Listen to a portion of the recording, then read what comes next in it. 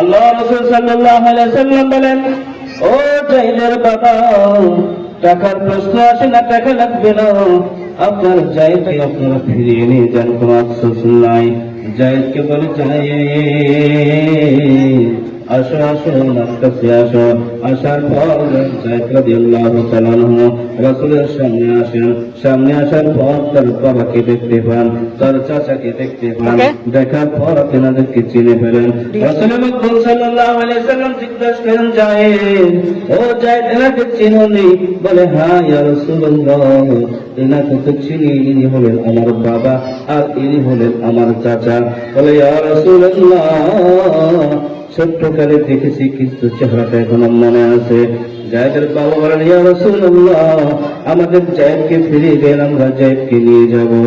রাসূলুল্লাহ সাল্লাল্লাহু আলাইহি ওয়াসাল্লাম বলেন, জায়েদ, তোমার বাবা এবং তোমার চাচা এসেছে তোমাকে ফিরিয়ে নেওয়ার জন্য। ও জায়েদ, যাও যাও যাও, ইয়ামান দেশে তোমার মাতৃভূমিতে যাও।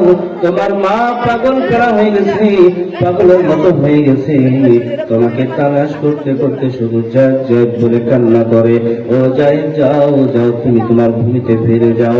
জায়েদ রাদিয়াল্লাহু তাআলা আনহু বলেন, ইয়া রাসূলুল্লাহ, ইয়া হাবিবাল্লাহ, আমি আর কখনোই ইয়ামান দেশে যাব না, কারণ আমি আপনার কাছে বাবার আদর পেয়েছি, মার আদর পেয়েছি। ইয়া রাসূলুল্লাহ, আমি ইরাদা করেছি যতদিন বেঁচে থাকবো, ইয়া রাসূলুল্লাহ, আপনার কদমে আমার জীবনকে উৎসর্গ করব। আল্লাহ পাক রব্বুল আলামিন আসমান বানিয়েছেন রহমতের জন্য।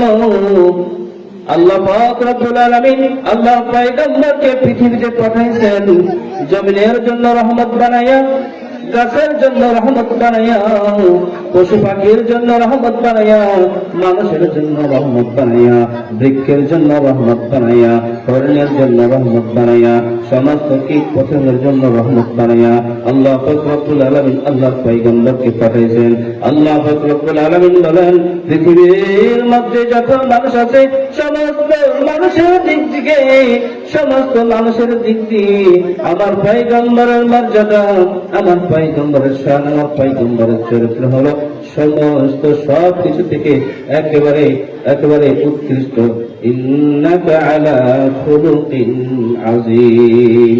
খুলুকে আযীম, আল্লাহ পয়গম্বর সাল্লাল্লাহু আলাইহি ওয়াসাল্লামের চরিত্র সমস্ত কিছুর উপরে। কি বলার কথা ঠিক না? ও জায়েদ রাদিয়াল্লাহু তাআলা আনহু আর ইয়ামান দেশে গেলেন না। জায়েদের বাবা বলেন, ও জায়েদ, তুমি যদি না যাও তাহলে আমি এবং তোমার মা সহ তোমাকে মাঝে মধ্যে দেখে যাব। বলে, হ্যাঁ হ্যাঁ, মাঝে মধ্যে দেখে যায়েন, কিন্তু আমি আমার রাসূলের কাছে যে আদর্শ পেয়েছি, যে মহব্বত, যে ভালোবাসা পেয়েছি, এই ভালোবাসা আমি কোনদিন বিসর্জন দিতে পারবো না। হঠাৎ করে একদিন মুতার যুদ্ধের ঘোষণা হয়ে যায়। এই ঘোষণার মধ্যে আল্লাহ রাসূল সাল্লাল্লাহু আলাইহি ওয়াসাল্লাম ওই যুদ্ধের জন্য 3 জন সেনাপতি নিযুক্ত করে দেন। কয়জন সেনাপতি? 3 জন সেনাপতি নিযুক্ত করে দেন। আল্লাহর পয়গম্বর সাল্লাল্লাহু আলাইহি ওয়াসাল্লাম বলেন, আমার ফারুক পুত্র জায়েদ বিন হারেসা 1 নম্বর সেনাপতি। কয় নম্বর সেনাপতি? 1 নম্বর সেনাপতি। 2 নম্বর সেনাপতি জাফর বিন আবি তালেবের নাম ঘোষণা করেন। 3 নম্বর সেনাপতি 3 নম্বর সেনাপতি আব্দুল্লাহ বিন রাওয়াহার নাম ঘোষণা করেন। 4th নম্বর সেনাপতির নাম আল্লাহ রাসূল সাল্লাল্লাহু আলাইহি ওয়াসাল্লাম ঘোষণা করেন না। বলে 4th নম্বর সেনাপতি যে হবে আল্লাহর পক্ষ থেকেই হবে। যখন 3 জন সেনাপতির নাম ঘোষণা করে দিলেন, জায়েদ বিন হারেসাকে বলেন, ও জায়েদ, যাও যাও যাও, তোমার নাম মাসুম বাচ্চা আছে ওসামা, যাও যাও, তোমার মাসুম বাচ্চা থেকে তুমি অনুমতি নিয়ে নাও, তোমার বাবা থেকে, তোমার ছোট বাচ্চা থেকে অনুমতি নিয়ে নাও, যুদ্ধের জন্য প্রস্তুতি গ্রহণ করে যাও। জায়েদ রাদিয়াল্লাহু তাআলা বাসায় যান। বাসায় যাওয়ার পর ছোট মাসুম বাচ্চা ওসামাকে ডাকেন, ও বাবা ওসামা,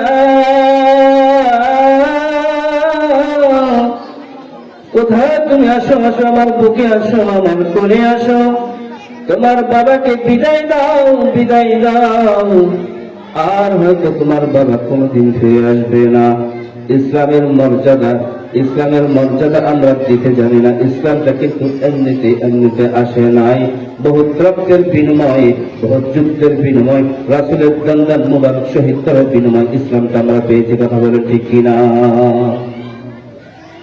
জায়েদ রাদিয়াল্লাহু তাআলা আনহু ওসামাকে দেখে বলেন, ওসামা, ও ওসামা, আমাকে বিদায় দাও, আমার পরে আরেকজন সেনাপতি আছে, হয়তো আর বেঁচে আসবো না। যদি কখনো তোমার বাবার নাম, তোমার বাবার কথা স্মরণ হয়, মদিনার আনাচে কানাচে থেকে তোমার বাবার কবরটা তুমি খুঁজে নিয়ে সুবহানাল্লাহ। দ্বিতীয় নম্বর সেনাপতি জায়েদ বিন জাফর বিন আবি তালিব। আল্লাহ রাসূল সাল্লাল্লাহু আলাইহি সাল্লাম বলেন, ও জাফর, যাও যাও যাও, বাড়ি থেকে অনুমতি নিয়ে আসো, বাড়ি থেকে বিদায় নিয়ে আসো। জাফর বিন আবি তালিব রাদিয়াল্লাহু তাআলা আনহু বাড়িতে যান। বাড়িতে যাওয়ার পর বাড়ি থেকে অনুমতি নেন। বাড়ি থেকে অনুমতি নেন। জাফরের স্ত্রী যখন ঘরের দরজায় যান, দরজায় যাওয়ার পর ডাকেন, ঘরের দরজায় যাওয়ার পর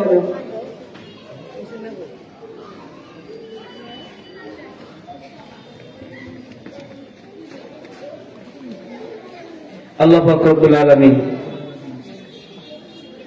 আমাদেরকে বেশি বেশি করে আমল করার তৌফিক দান করুন। আমলকে মজবুত করতে পারলে ঈমান মজবুত হবে, আর ঈমান যখন মজবুত হবে তখন আল্লাহ রাসূল সাল্লাল্লাহু আলাইহি সাল্লাম বলেছেন, ওই ব্যক্তি ঈমানদার, তার জন্য জান্নাত অবধারিত, জান্নাত ওয়াজিব হয়ে যাবে। আল্লাহ পাক রব্বুল আলামিন আমাদেরকে আমল করার জন্য তৌফিক দান করুন। ওয়া আখিরু দাওয়ানা আলহামদুলিল্লাহি রাব্বিল আলামিন। আসসালামু আলাইকুম ওয়া রাহমাতুল্লাহ।